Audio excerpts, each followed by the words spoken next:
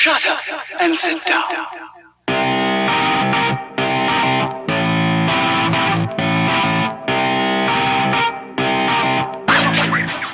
We're going to start this episode by saying hello. My name's Isaac. It's Ryan. If you guys have watched this, you know who we are. We're going to continue the bipolar schizotypal personality disorder talk because it was getting in depth, and Ryan wanted to continue with it. So my question is when you've got good when you're having your ups, what does your brain do when you're on your ups? Because we've heard about your lows and shit, and we've heard about how fucking horrible it is. But like when you're on your highs, do you have like a boosted creativity portion that's like, oh my god, I can do this and I can do this and I can be creative like this and stuff like that? Do you have that happen? And what would be like an example of that? Because I don't know, I'm really non-creative when it comes to. Okay, let's use guitar as an example then. When it comes to that, Yep. when I'm in, just as a comparison thing, when I'm in the lows compared to the highs. When I'm in the highs, I used to be able to before the coma and having to relearn, learning to play a song on the guitar was impossible if I'm in my lows. I can't hit the strings properly. Like I can do the basic things, but I can't learn a new song. I can play a song I've been playing forever or something like that. But if I was to try something like a more advanced technique than just regularly picking a string or something, like a hammer-on or a pull-off where you kind of I know make the sound with the string, you're not really plucking it, like tapping, stuff like that. Like if I was to do that while I was in my highs, I could nail it. I could do everything perfectly. Yeah. And you don't and if you make a mistake, you don't get frustrated with yourself or anything like that, right? No, you don't get frustrated. Yeah. So when you're in your highs, you're happier with yourself, I guess, in a way. Like when you're in your lows, you fuck something up, and you're like, nah, I'm not doing this. Problem, life's not a problem. Fucking all those things that I obsess about before, like when I was telling you, where I think obsessively about things when they happen if I don't react to them a certain way. Yeah. Which I've learned to stop doing and just letting things go and just mostly ignoring a lot of it. But fuck, I just lost my train of thought. Yeah. But when you're on your highs, it's different. Everything's easy. Is everything? Yeah. Because do you only have highs or lows? There's no middle ground? You're only... Not common. There's not a common middle ground. So right now, you'd consider yourself on because you've spaced yourself out with tobacco product? With cigarettes? Like does that sort of put a buffer on your high? Medication? Huh? Because I'm on medication? Does that buffer you back down will try to keep you more normal? Here's a good example too. You remember those old pictograph fucking comic books where you take the flip books and you make a little bunch of pictures and you flip all the pictures? Yeah, flip book. And it makes a little thing. Now imagine that same thing, but all the pictures are out of order. Is that what it still makes the same product, but it's disorganized and very shuffled. Do you know what I mean? Yeah. So when you almost get too much information at that time. Do you know what I mean? When you're on a high, you're trying to do everything at once as opposed to trying to do things methodically. You try to do everything at one time. There's no organization to it. It's chaos in its own way. It's a bit like me doing the household chores. I'm like, I'm gonna do the dishes, and I'll get halfway through, and I'm like, oh fuck, the laundry, and I'll go and do some laundry and shit, and I'll come back to the dishes, and I'll go, oh shit, the bathroom's really dirty too. So that's what happens though. When I start cleaning, I literally fucking clean. I take the bleach and the wood finishing floor stuff, and I do everything. That's why, when I showed you my house, it looks so but nice. When you do everything, do you do that in order, or do you do it all like you start? I can't stop doing one thing until I move to the next thing. Do you know what I mean? Yeah. Even if it's killing me to keep doing it. Do you know? I'll be up for say I'm up for on day 3 of me being awake, I'll be scrubbing the fucking floor.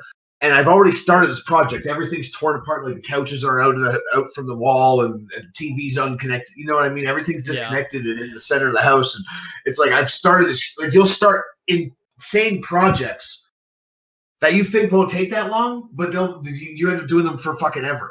Yeah. Do you know what I mean? Because you feel like it's not going to be a big thing, but it is. Yeah. Do you get what I'm saying? Kind of. Like, when I bought that car, and the fucking muffler wasn't connected. Like, when I was in my when I was not in my mania mode, I'm like, oh fuck, I lost all this money, blah blah blah blah blah. Like, how am I going to get another car? This and that, and yada yada yada. And like bumped out. When I'm in my mania, I'm out there with the car fucking up on ramps, fixing the fucking muffler and everything myself. Yeah. Do you know what I mean? Yeah. Like it. And Whatever. I ended up fixing tons of that fucking car by myself until it was drivable again. Whatever you just set, in my mania mode. Whatever you set your mind to, it has to be done, basically. Yeah, but it's to a dangerous point. You know what I mean? Because you lose track of reality sometimes. You don't realize what's safe and unsafe. Like working with solvents on the fucking wood, for example. Like you were talking about doing the wood polishing before. Like you don't think things straight through. You just start doing. You start doing all of a sudden. You know what I mean? And life doesn't work that way. You just can't start doing all of a sudden. You know what I'm saying? Yeah, for sure. I think that sort of situation pops up at work quite frequently, and it's we've got a whole lot of new health and safety rules and shit. Just going a little bit off topic, but similar situation. It's like you just want to get the fucking job done and get the hell out of there. It doesn't matter how dangerous it is if you're doing it the dangerous way or not, but you're not meant to. It's not even that. You're not even thinking about getting it done fast. You're just thinking about it's hard to explain. Spending money is a big thing. Losing track of money. Yeah. You know what I mean? Losing track of money is a big fucking thing. Losing track of when I paid the bills. Like it's like everything's got to be written down and stuff for me. Like if it's not written down, and Amanda's pretty good with it. She keeps a calendar and she makes sure to like write everything down and remind me of stuff. And this and that. Like she does. So instead of you freaking out, going, "Oh shit!" Like at that time when you tell me something, I will like guarantee I will fucking remember. Do you know what I mean? Like in my mind, it's locked. Yeah. But like then somewhere along the way, it just derails, and then all of a sudden it pops back in your head like, "Oh, bam! This is what you." And it's like, "Oh fuck!" But if it's written down, like say I have 5 days, say in like 2 weeks I have an appointment. For the next 2 weeks, I'm thinking I have to make it to that appointment at 11 o'clock. How am I going to feel? Am I going to be able to make it? Am I going to be able to leave the house? Sometimes I can't leave the house, dude. Yeah. Like you see someone like me, like I don't look like a person who like wouldn't want to be around people or fucking wouldn't want to socialize or anything like that. But no, I absolutely. Hate being around people. I hate being around people. I can't stand them near me. I hate it. I mean, I get a slight version. And people feel bad for me. Some people like oh he's by himself on Christmas or he's by himself during this. But the thing is like I've created that for myself. Yeah. You know what I mean? Because that's where I'm fucking comfortable being by myself. I don't fucking feel bad because I'm by myself on Christmas. You know what I mean? Like I like. That's what everyone said about me. I'm the same. I'm just like fuck. I don't care. Just leave me.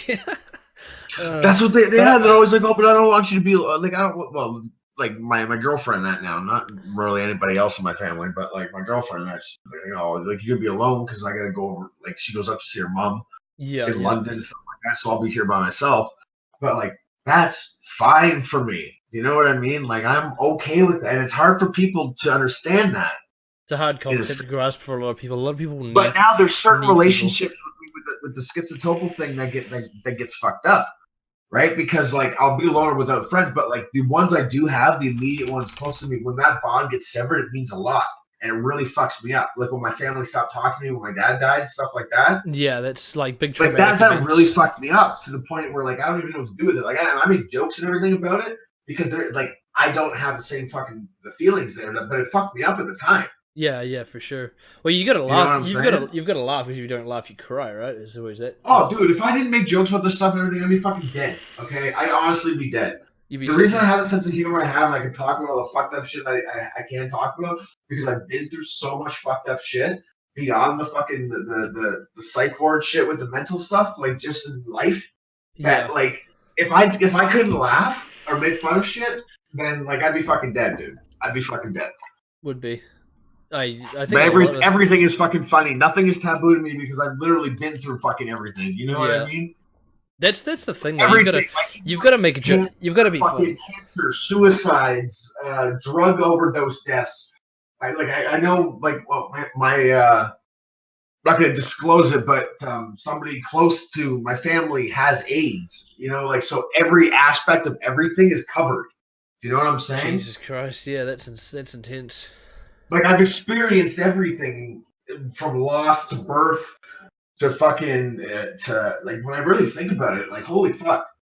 Not a lot Like, of I've been people. through a lot of shit. Not a lot of And, people like, can say they've been through all of that in their life. And you're only 30. You're not that old. You're still sort of starting off. yeah, that's the thing. But I've lived through some fucked up shit, Yeah, it's intense. Jesus. and I can't help with the mental states, right? You gotta laugh though. You have to. You really have to laugh. But you have to. You Yeah. have to. My life right now isn't chaotic today. No. You know what I'm saying? I still chaotic still building up to the point. the bipolar, but like all the other stuff, Yeah, it's all shit like all the craziness isn't around today. Do you know what I mean? Yeah, that all built up. But at the end of the day, it's made who you are now. So you can only laugh at the shit that's happened because it's not happening anymore, right? Exactly. Yeah. And I like literally everything you could be through: a death and loss of someone close, birth of a child, Well, a parent, fucking, loss of I've been through drug addiction. I've been through fucking alcoholism. I've been through fucking psych wards. I've been through coma. Jeez, oh, that's right. Yeah, And that was all before 25. Jesus Christ. That was all before 25 years old. And that was all without leaving the country. That was all without leaving two cities, Toronto and fucking Windsor. Jesus. Like back and forth in between there. Haven't got much further than that. Yeah. There we go. I can come over and visit. You don't have to go anywhere. I'll come over and visit for like 2 days. Maybe 1 day. Just come over for like lunch. Colton was like, I'm coming back through. When I come back through, I'm gonna stop and see Dylan in Montreal. And he's like, where are you, by Toronto? I'm like, don't come to my house. Did you tell Colton not to come to your house?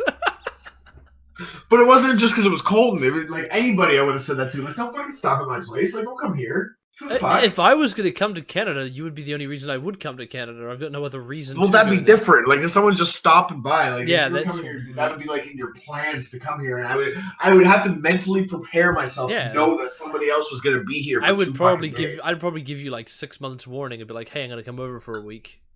Or 6 months. Yeah, he was like, "Oh, what if I happen to be by, I'm gonna stop on through." I'm like, "Fuck no." No, you won't. Get out of here. You ain't stopping nowhere. You just stay right where you are. Just keep on keeping on. What the fuck? Yeah, I don't mind Colton. Colton's a cool guy. Yeah, cool guy. Whatever the definition of that is. He's alright. Whatever the definition. Oh no, he's alright. He's but solid. It's not like the kind of guy you I don't know. It's different with family members dropping by, but like random mates from the internet, unless it was like plans. Dude, I don't even have family members that drop by. Nobody stops by my house. Oh really? That's rude. Nobody. My dad died. They stopped talking to me, and they've been fucking done with that ever since. Oh, just laugh at them, man. My life is too much chaos for them to be around. I swear to fucking God, that's basically what they told me. Really? That's insane. That's yeah, like instead of helping me or anything like that, you know what I mean? Just ignore me. That's the solution in my fucking family. Just ignore me. I guess you can't really choose. It's fine though. I'm doing better. You can't really choose. You can't choose who your family is though at the end of the day, but you can decide who your friends are. Yeah. Yeah, you get to choose who your friends are. And the thing is like on a day-to-day basis, I guess I'm not an easy person to fucking deal with. Like, because I don't know what the fuck I do. I'm just difficult to be around all the time. I know, like the hour or two that I get with you occasionally is bad enough. No. Oh shit! But the thing is like we know what we're even talking about. Like you gotta think, like I'm talking to people that aren't even on the same fucking level as what I'm trying to talk about. You know what I mean? Yeah, yeah. See, like they want to do like the hi, how are you? How are you doing in school? What do you know, like that little shit. Like I can't do that. See, people treat. You know what I mean? Like when me and you talk, we talk about like deeper shit than just hi, how you do it. And I don't know why, but it's just like the nature of the way our shit went. Yeah, I don't know. It's weird. I find myself because I'm a very open person when it comes to talking about this shit, so it opens other people up. Yeah, definitely. It's not like, you know what I mean? Mind you, I'm very open and talkative too. I say a lot of personal shit, like what I was talking about before, with the driving and water blasting thing. Yeah, driving. But yeah, no, I'm relatively open as well. I just say shit. I don't really care about the consequences 9 times out of 10. If it's just my personal life, I'm like, who gives a fuck?